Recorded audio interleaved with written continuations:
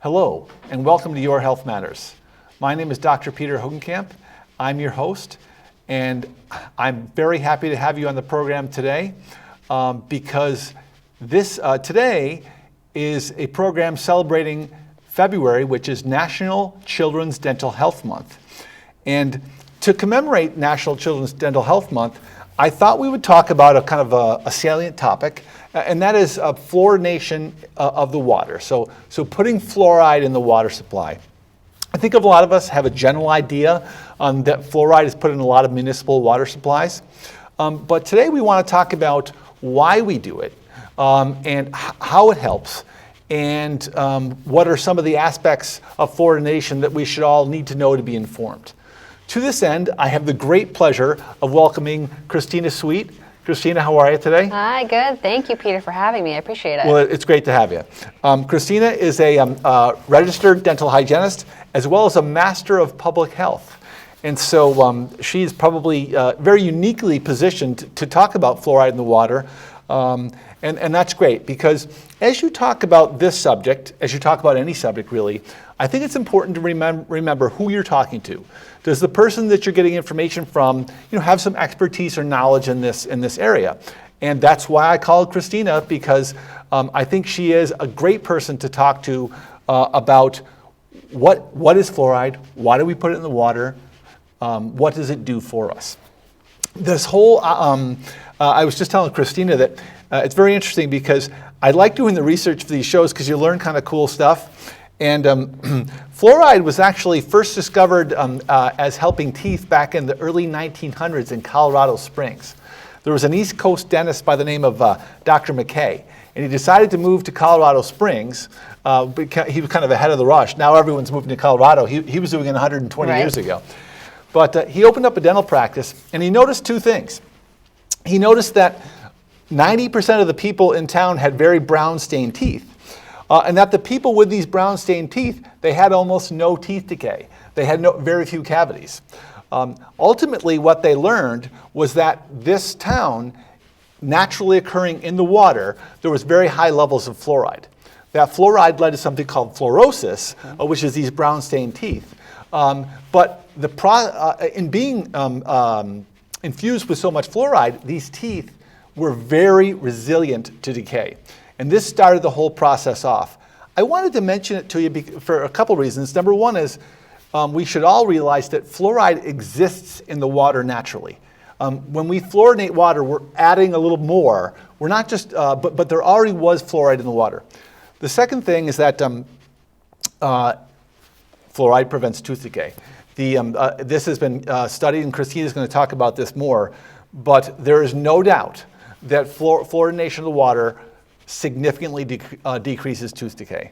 The third thing is that high levels of fluoride, levels that are much too high, can cause fluorosis, which, as far as I'm concerned, is really the only side effect of water fluorination.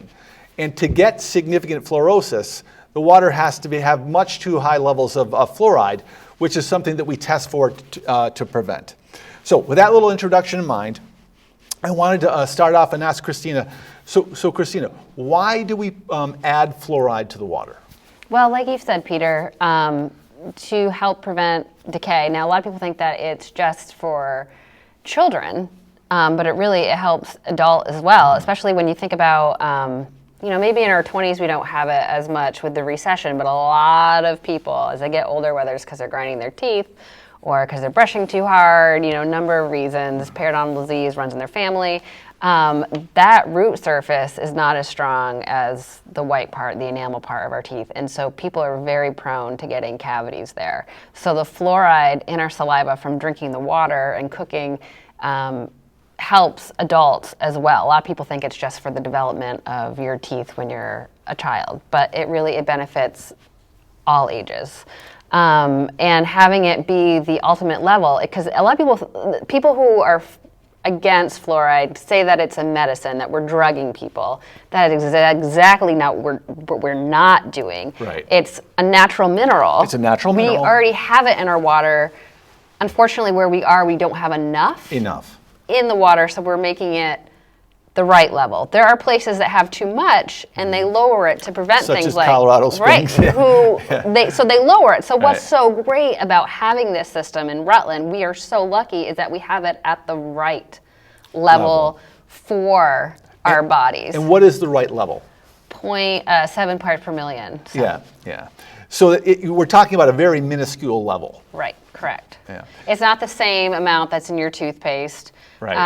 That's a higher level, so that's why, we don't want you to swallow your tooth for many reasons. But that's working just topically on your exactly. your teeth. So that's different. Or like sometimes your dentist, if you are prone to having cavities for whatever reason, your diet or just genetics, you might be prescribed a stronger prescription. But so that is a prescription. It's not in the mineral format. That's natural. Yeah. It's a different form. That's something we don't want you to swallow, not Right. just because of the fluoride, but just other things that are in it. Right. In fact, I actually get a prescription toothpaste because I have really sensitive gums, and so they prescribe me the higher fluoride toothpaste, which helps quite a bit. Yes. Yeah. Oh, yeah. So here's the tough question. Sure. How does fluoride prevent tooth decay? Well, when I talk to students, 'cause I've worked in the schools for 20 years, it's kind of like you think about Legos. And if you've ever, or blocks, building blocks, it's kind of like when the bacteria, the germs, start the decay process, the cavity process, and they're kind of eating away, causing that cavity. The fluoride comes in and kind of rebuilds it. So maybe like they knock some bricks out and it becomes weaker and it's going to fall apart. There's people, it's like the fluoride comes in and it starts rebuilding it to make it stronger. Or when they're developing in your body, like when you're, a young child, it's making it stronger. So it's kind of like when I talk to kids sometimes talk about, it's kind of like, the bad guys and the people who, like, they're defenders, and it's making it so that it's not doing that breakdown process. The problem is that if you're, drinking soda constantly and snacking all the time, all the fluoride in the world isn't going to help you. But Right. That's the hard thing. What people have to realize is that there's more to it than just fluoride. Like you got to brush and floss and try to eat. I mean, we all have our vices, but So sugar in the diet is bad for the teeth. exactly. But fluoride and fluoride toothpaste prescriptions will help people who like braces. A lot of people with the brackets will have demineralization, that now those white marks after. Yeah, right. And so it's starting to decay, but doing that fluoride toothpaste, and if you start doing a better diet or pay attention to how you're drinking and eating, that fluoride can really help rebuild it. So hopefully you don't have to have fillings. Right. But I think it's an interesting point that you make, in that fluoride actually helps people prevent tooth decay in all ages. Correct, yes. Now, as a physician, I've got patients that live all over the place, including myself, where I have a well. So what I do for patients, and my own children, in fact, who don't have fluoride in the water, I actually prescribe a fluoride vitamin, a vitamin that has fluoride in it for young kids so that they can develop strong, healthy teeth. Correct. And even though, so like that's what people need to know, that yes, that is a prescription you can prescribe, but it's like that's not what we're doing with the water. Like that's what I want people to make sure they know, is that it's something that's already natural, but unfortunately, because of where our area, there are places in Vermont that have too high. Of fluoride, yeah. Right. So like they'll be more prone to having fluorosis. But I know that if for some reason when I lived in Rutland Town for a little while and I was on well water, as an adult, I went on that prescription because I knew it would be beneficial for me. But again, it's not the same, because obviously it's something that is prescribed. Yeah, I mean, I think the distinction here is that, yes, we're prescribing this, but that doesn't mean it's a drug. Right, exactly. And that's what people like get in their head. That's the important distinction here. Fluoride is a mineral. Right. And the reason it's prescription is they just want the doctors to kind of oversee it. But it is not by any means any kind of dangerous drug. It's simply a mineral. So while we've touched on fluorosis, and I wanted to reiterate that the only known side effect that I'm aware of, and I was researching this for a couple of days now, fluorosis is really the only side effect of fluorination in the water. And that occurs in people where the fluoride amounts are too high. Correct. If the water fluoride levels are proper, then people will not get fluorosis. Correct. And then also, I mean, I do have to admit, I have friends when we were younger who swallowed their tooth, and they were using, way too much toothpaste, like globs of it. Like if you're using the right amount, which is or like a pea size, right, or like a smear for I know they're telling, babies and toddlers to use the smear, the tiniest bit, and it's okay to swallow. Tubes of toothpaste, like those travel size. It's crazy how they used to just love that bubblegum toothpaste. Swallowing tubes of that, yes. I have friends who had fluorosis and needed veneers and they admit it. They're like, oh yeah, I swallowed that. It's not from accidentally once in a while or no, I understand. Yeah, it's repeatedly ingesting way too much. Right. And the other thing to keep in mind about fluorosis is it's a cosmetic issue. Correct. It's not, you can barely see it, if at all. And usually when I've seen fluorosis on people, it's been barely noticeable. It's only because their mouth is right in my face, and I'm I've got a light right on them, but you wouldn't know otherwise. Right. And, anytime you try to do something, for the community kind of thing, you're going to get some people who are going to protest this. And I had a couple of stories I wanted to mention. One was from the very first community in the world that decided to fluorinate the water. It was one of the first few. It was in Hastings, New Zealand. And they decided they were going to fluorinate the water supply, and the mayor decided he was going to make a big press conference and have them pushing pulling the lever and getting the fluoride going. And so what happened was, back in 1954, they had this press conference, and it was widely publicized. And for months after this press conference, there were all kinds of complaints, hundreds of complaints about people having certain aches and pains, that the tea was tasting poorly, there were health issues, all these that people attributed to the fluoride now in the water supply. But what came out later was that when they made the press conference, they were missing several parts to fluorinate the water supply. But the mayor decided to go ahead and have the press conference anyway, but that the actual parts didn't come in for several months, so that the fluorine wasn't actually added to the fluoride wasn't added to the water supply for 3 months after the press conference. And yet they still got hundreds of complaints from people who were thinking that all these problems that they had were attributed to the fluoride. Oh my gosh, placebo. Exactly. And so this is just an example of kind of the things that happen when you try to do something like this. I use this story to illustrate the point that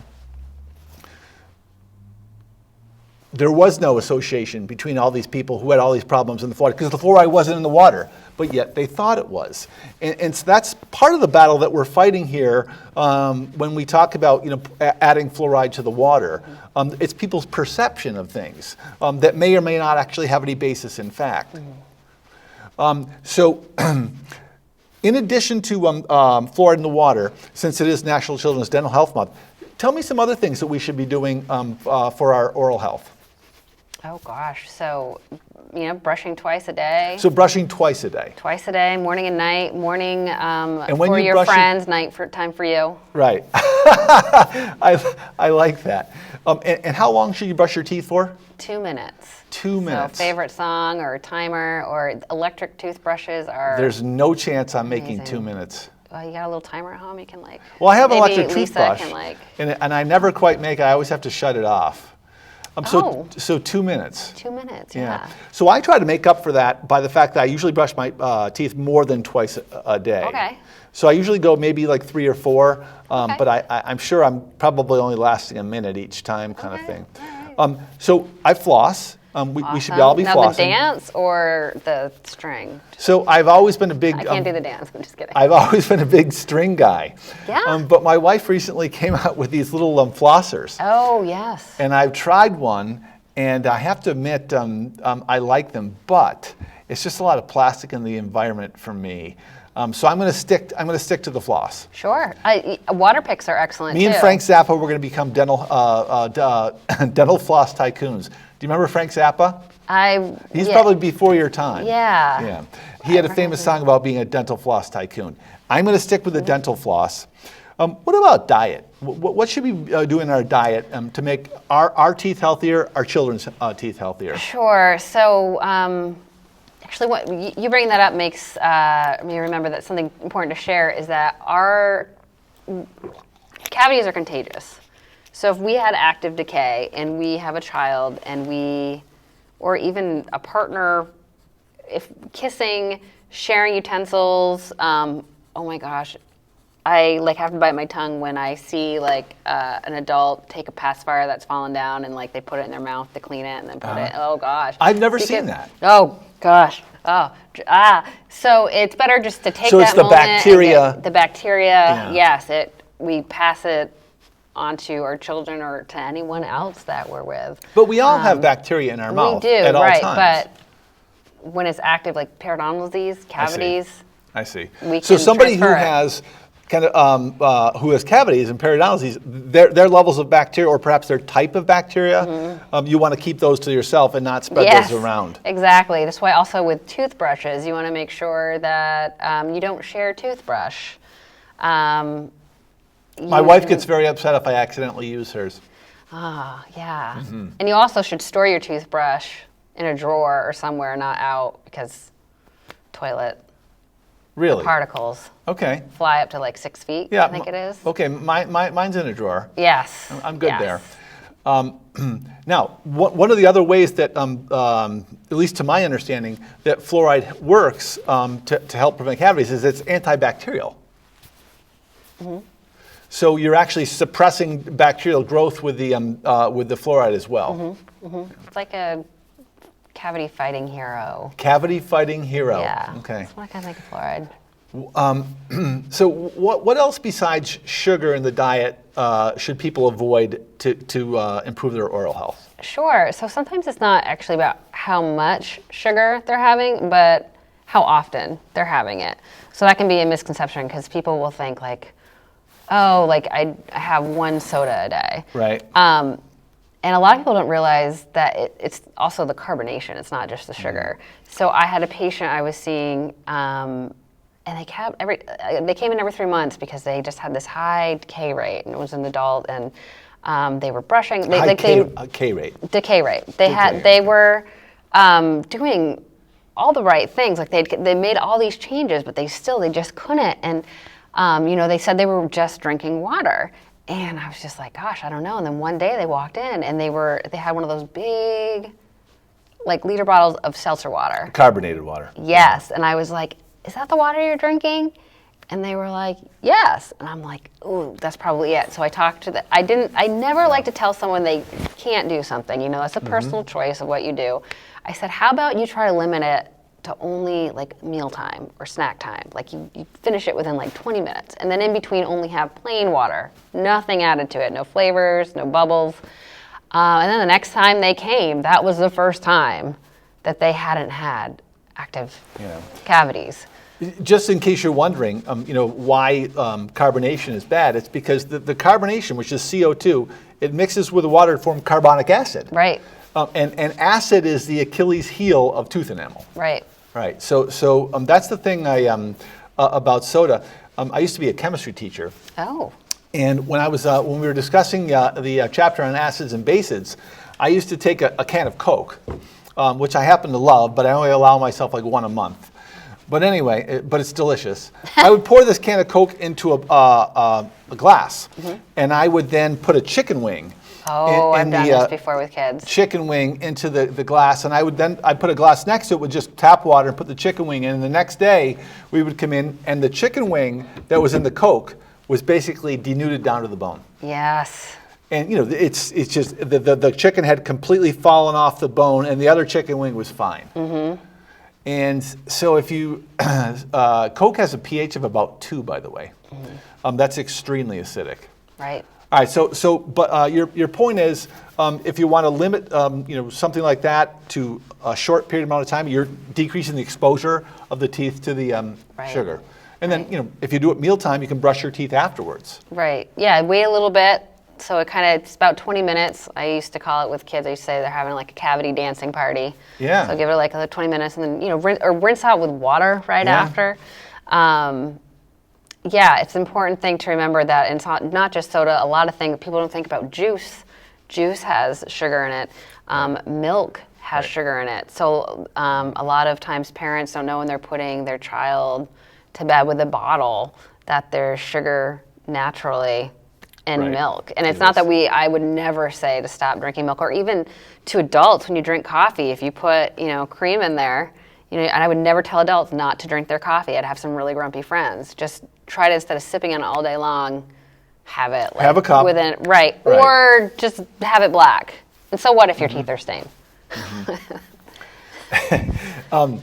That's interesting. And so what other foods should people eat or try to avoid?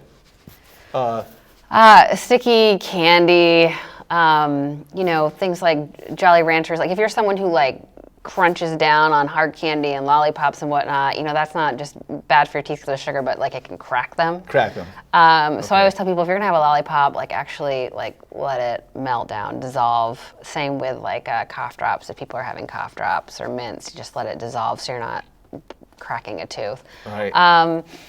But I'm a big Lifesaver guy, and that's probably a lot of sugar. That is a lot of sugar, but you know what? I always say if you're gonna have something like that, have it after a meal. Have it kind of at mealtime. So if you like your candy, have it with your mealtime. It's when you start dissolving things in your mouth all day long or drinking things all day long, even if it's something that's good for you.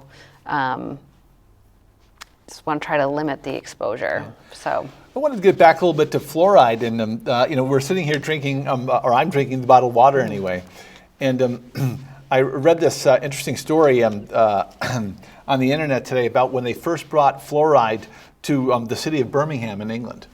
At that point in time, there was a very famous author who was for some reason against fluoride. And when they fluorinated the water, she wrote a very eloquent and beautifully written letter of protest to the city water board, saying that from now on, I will not be drinking this this water. I'll only be drinking this water. And she happened to name a certain type of bottled water. So one of the scientists at the University of Birmingham Medical School or Dental School saw this, and he said, we should just for fun of it test that water that she mentioned. So they ran a couple tests, and they determined that the water that she had in her water, her bottled water that she liked so much, actually had quite a bit more fluoride in it than the tap water that had been repleted with fluoride. And I used this little vignette. It's kind of interesting. When they brought it to her attention, she wrote them another layer saying that, thank you for telling me this. I'll now not be drinking that bottled water either.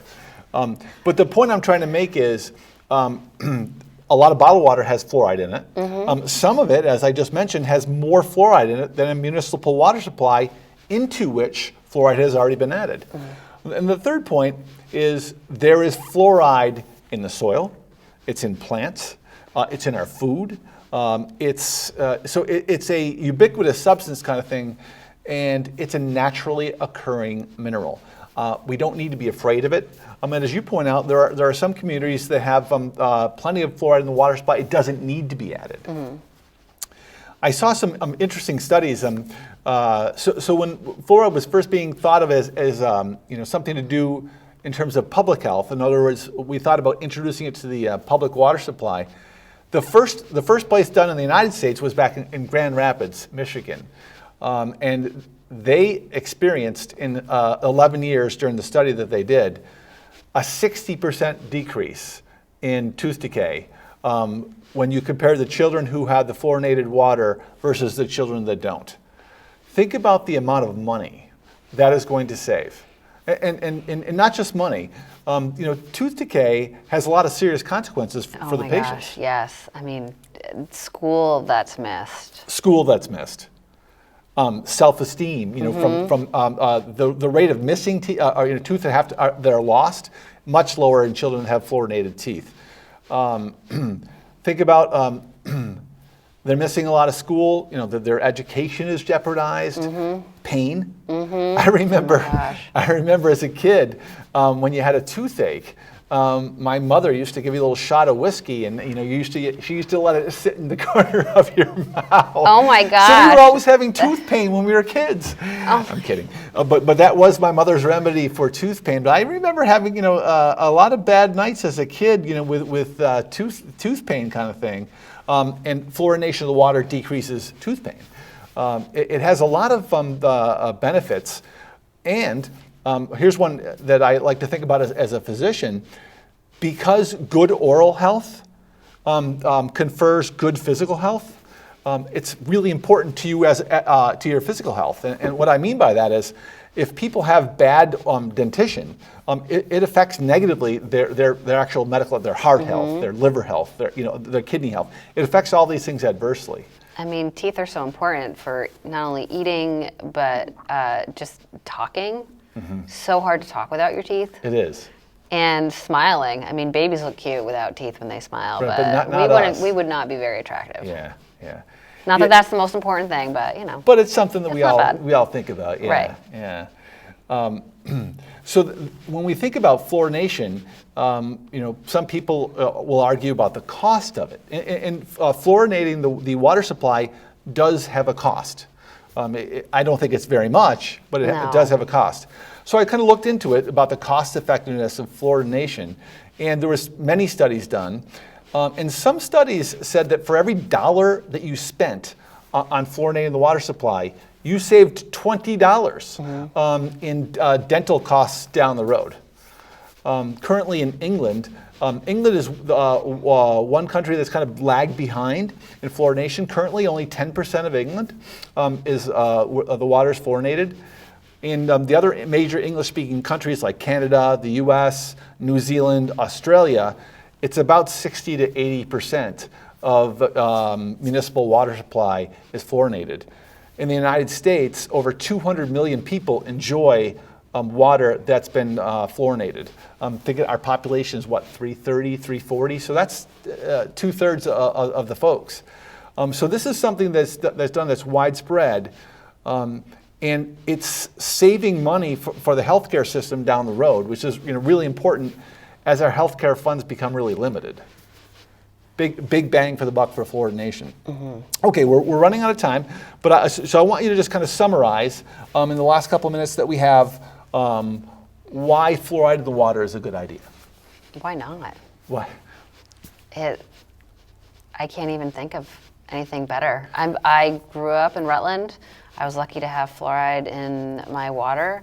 I've never had a cavity, and it's definitely not because I had the best oral care. I did not. It used to be the joke like, oh, are you flossing? And it's like, well, once every 6 months when I see you. But then when I went to UVM, to dental hygiene school, I was like, whoa, I'm going to start flossing because I saw the reason why. But I'm so lucky. The only reasons I've needed to have any restorative work is because I was missing some teeth. I was born without some teeth. And then also wear your night guards if you're grinding, because I cracked some teeth. But fluoride has been wonderful for me, for my parents who are older, and my nieces and nephews and my children. I can't imagine living in an area without fluoride. We've been fluorinating the water in this country for 70 years. Yeah, 70 years. And the amount of studies that have been done to ensure that this is healthy are incredible. I wanted to end with 2 points, and one is that I mentioned earlier that the only side effect of fluoride in the water was fluorosis, which is essentially a cosmetic issue. But I want to reassure you that this has been extensively studied. And there is no link between fluoride in the water and increased risk of cancer, Down syndrome, heart disease, osteoporosis or fracture of bones, immune disorders, kidney problems, learning disabilities, or Alzheimer's disease, or anything. We have looked at this. This has been studied extensively. So if you're worried that fluoride in the water is causing you issues, I can guarantee you that it isn't. Lastly, this is, as we mentioned, National Children's Dental Health Month. So go out and celebrate it by buying a new toothbrush. I love it, yes. Getting some floss. Right. I always like to celebrate these holidays doing something positive. I want to thank Christina again for joining us, and thank you, the viewer, for tuning in. Cheers.